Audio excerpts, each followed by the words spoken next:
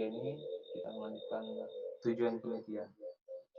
Tujuan penelitian adalah rumusan kalimat yang menunjukkan adanya hasil dari sesuatu yang akan dicapai atau dituju dalam sebuah penelitian. Sehingga keterangan ini didapatkan setelah penelitian selesai. Untuk perumusan penelitian mengungkapkan keinginan peneliti untuk mendapatkan jawaban atas permasalahan penelitian diajukan. Untuk dapat menyusun penelitian dengan baik, perhatikan beberapa strategi penulisannya sebagai berikut. 1. Gunakanlah kata-kata seperti tujuan, maksud, atau sasaran. 2. Gunakan penelitian kualitatif berfokus pada suatu fenomena, sedangkan pada penelitian kuantitas menunjukkan dua atau lebih variabel yang berealisasi atau yang dapat dibandingkan. 3. Gunakan verba, tindakan pada penelitian kualitatif, seperti menemukan, mendeskripsikan, atau mengamati, pengalaman, fenomenologi, memahami etografi, mengembangkan penelitian, pengembangan, menyajikan penelitian deskriptif, dan sebagainya.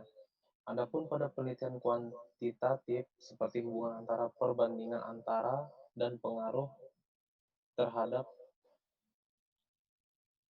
tunjukkan pada partisipan atau subjek penelitian Anda, tempatkanlah variabel bebas terlebih dahulu, diikuti variabel terikat atau juga variabel kontrol.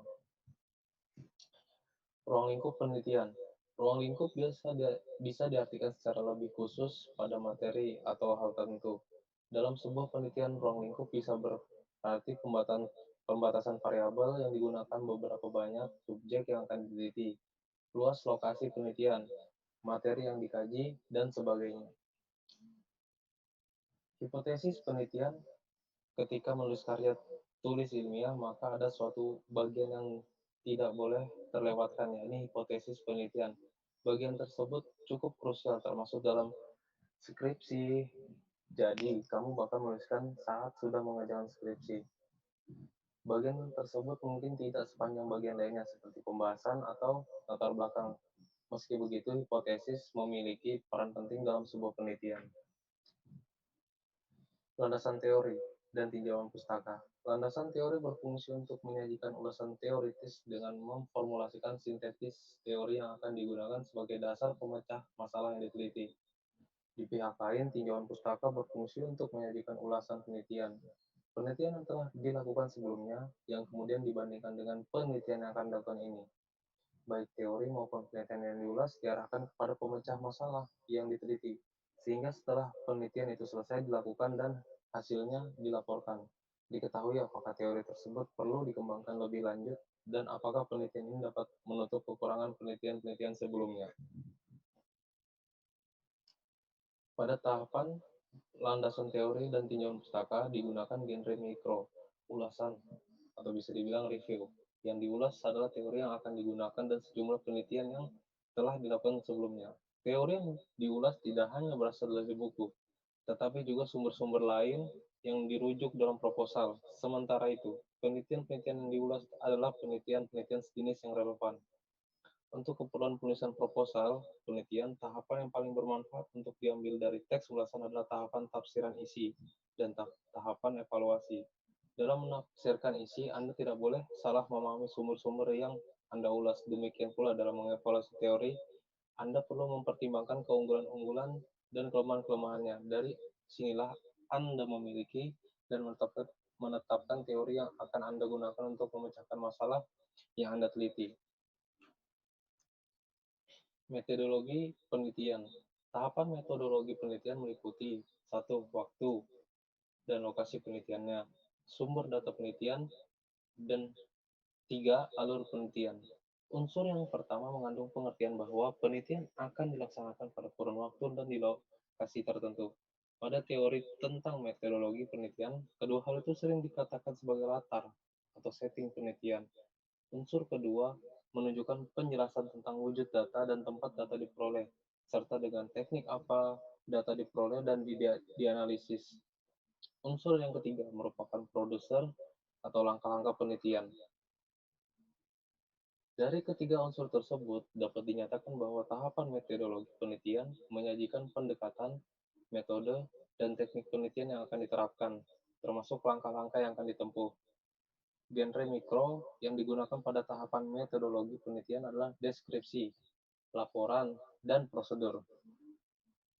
Deskripsi digunakan untuk memaparkan wujud data serta waktu dan lokasi penelitian. Laporan digunakan untuk menjelaskan klasifikasi data berdasarkan kriteria tertentu, serta produser digunakan untuk menunjukkan langkah-langkah penelitian. Salah satu pertimbangan utama untuk menentukan jenis metode apa yang digunakan adalah tujuan penelitian yang telah ditetapkan. Sebagai contoh, jika tujuan untuk menguji hubungan, metode yang akan digunakan adalah metode penelitian korelasional. Jika tujuan untuk membedakan hasil dua perlakuan, metodenya adalah eksperimen. Metode juga menyangkut data dan sumber data. Data adalah keterangan atau bahan nyata yang dianalisis dalam penelitian, yang dijadikan dasar untuk menarik simpulan. Data mempunyai wujud, dan data penelitian diambil dari sumber data, jadi sumber data adalah tempat data diambil. Sumber data pasti lebih luas daripada data. Sebagai contoh, apabila peneliti akan meneliti editorial surat kabar, data dimaksud adalah editorial, sedangkan sumber datanya adalah surat kabar. Persoalan lain yang perlu mendapatkan perhatian pada tahapan metodologi penelitian adalah langkah-langkah pelaksanaan penelitian.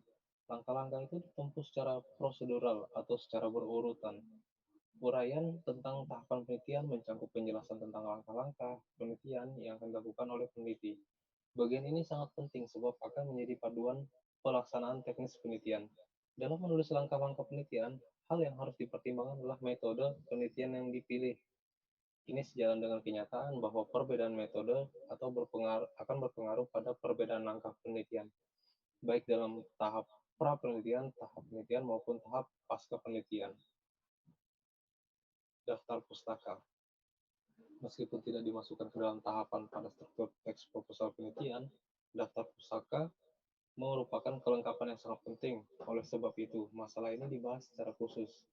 Cara penulisan daftar pustaka yang lebih terperinci misalnya dari sumber antologi, surat kabar majalah, atau internet. Dapat Anda eksplorasi sendiri dari buku manual di atas atau dari buku-buku lain yang relevan dengan mata kuliah metodologi penelitian.